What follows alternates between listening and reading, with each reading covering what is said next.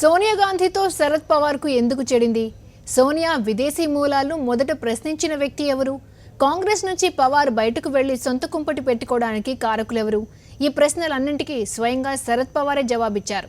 అవేంటో మీరే చూడండి.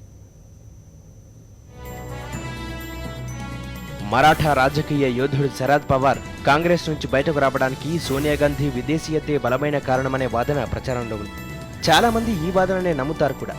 ఇదొక్కటే కారణం కాదని, సోనియా పవార్ మధ్య పవర్ పాలిటిక్స్ కూడా ఇందుకు దోహదం చేసిందని శరద్ పవార్ ఆత్మకథ on my terms from the grass root the corridors of power బయటపెట్టింది.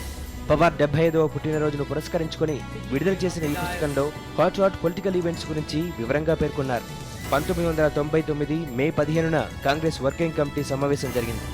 అయితే అంతకు కొన్ని రోజుల ముందు ముంబైలో జరిగిన ఓ ఫంక్షన్లో మొదటిసారిగా విదేశీయత అంశం తెరపైకి వచ్చిందని పవార్ గుర్తు చేసుకున్నారు.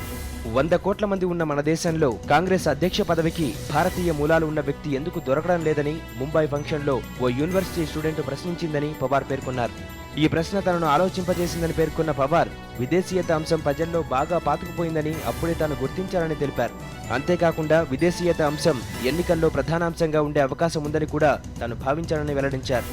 ఆ తర్వాత 1999 మే 15న జరిగిన కాంగ్రెస్ వర్కింగ్ కమిటీ సమావేశంలో సోనియా స్వయంగా తన విదేశీయత అంశాన్ని ప్రస్తావనకు తీసుకువచ్చారని పవార్ గుర్తు చేసుకున్నారు. ఎలాంటి బలమైన కారణం లేకుండానే విదేశీయత అంశాన్ని సోనియా ప్రస్తావించారని, అంతేకాకుండా ఆ అంశంపై తమ అభిప్రాయాలను చెప్పాలని సిడబ్ల్యూసీ మెంబర్లను అడిగారని పవార్ జ్ఞాపకం చేసుకున్నారు. అయితే ఆ తర్వాత అనూహ్యంగా ఆమె సైలెంట్ అయిపోయారని పవార్ తన పుస్తకంలో రాసుకున్నారు. సోనియా విదేశీయత అంశంపై సిడబ్ల్యూసీ మీటింగ్లో తాను మాట్లాడానని ఆత్మకథలో పవార్ పేర్కొన్నారు. ఆ తర్వాత తాను, పిఏ సంగ్మా, తారిక్ అన్వర్ కలిసి పార్టీకి 4 పేజీల లేఖ రాశామని పవార్ తెలిపారు. దేశాధ్యక్షుడు, ఉపాధ్యక్షుడు, ప్రధానమంత్రి పదవులను భారతీయ మూలాలు ఉన్న వ్యక్తే చేపట్టేలా కాంగ్రెస్ పార్టీ రాజ్యాంగంలో సవరణ చేయాలని ప్రతిపాదించారు. ఈ ప్రతిపాదనపై అగ్గి రాజేసిందని, విధేయత నిరూపించుకోవడం కోసం చాలా మంది తమపై విమర్శలు చేశారని పవార్ పేర్కొన్నారు. వారం రోజుల పాటు ఈ తతంగం కొనసాగిందన్న ఆయన 1999 మే 25న మరోసారి సిడబ్ల్యూసీ మీటింగ్ నిర్వహించి తనతో పాటు సంగ్మా, తారిక్ అన్వర్లను పార్టీ నుంచి 6 ఏళ్ల పాటు సస్పెండ్ చేస్తూ నిర్ణయం తీసుకున్నారని వివరించారు.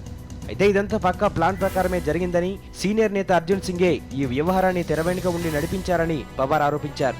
సోనియా విదేశీ మూలాలను ప్రశ్నించిన మొదటి రాజకీయ నాయకుడు సంగ్మా అని పవార్ స్పష్టం చేశారు. సోనియా వైఖరి కూడా తాను పార్టీ నుంచి బయటకు రావడానికి దోహదం చేసిందని తన ఆత్మకథలో పవార్ పేర్కొన్నారు. కాంగ్రెస్ పార్లమెంటరీ పార్టీ పదవి తనకు ఇవ్వలేదని, తన నిర్ణయాలను సోనియా లెక్క చేయలేదని పవార్ గుర్తు చేసుకున్నారు. కాంగ్రెస్ పార్లమెంటరీని పార్టీని సోనియాకు అనుగుణంగా మారుస్తూ పార్టీ రాజ్యాంగంలో దిగ్భ్రాంతికర సవరణ తీసుకొచ్చారని తెలిపిన పవార్, సిపిపి పదవిని చేపట్టేందుకు ఎంపీ అయి ఉండాలన్న నిబంధనను పక్కకు పెట్టారని వెల్లడించారు. ఈ నిర్ణయం తనను తీవ్రంగా బాధించిందని తెలిపిన ఆయన, లోక్సభలో తన నిర్ణయాలను సోనియా పక్కన పెట్టేవారని పేర్కొన్నారు. ఇలా ఏడాది పాటు సాగిందని తెలిపిన పవార్, చివరకు 1999 మేలో సొంత కుంపటి పెట్టుకోవడానికి దారితీసిందని వివరించారు.